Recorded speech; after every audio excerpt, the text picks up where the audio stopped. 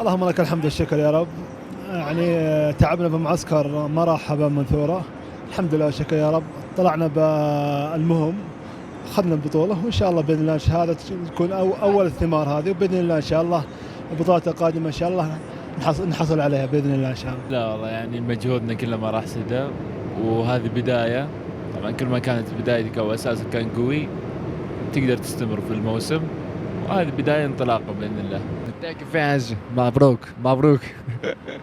البطولة هذه طبعا هديها لبنتي ميرال، الحمد لله يعني مولودتي الحمد لله ما شفتها، إن شاء الله أروح أشوفها إن شاء الله، ومهديها البطولة بإذن الله هذه إن شاء الله. الحمد لله تعبنا ومجهودنا توجنا ببطولة، وكلمتي للجمهور يعني أحرجونا صراحة في لندن، يعني كان حضور يعني يشرف، والحمد لله أن قدرنا نسعدهم إن شاء الله، والجاي أحسن إن شاء الله. إن شاء الله اللون هذا إن شاء الله يتكرر الموسم هذا 3 مرات 4 مرات، والموسم اللي بعده.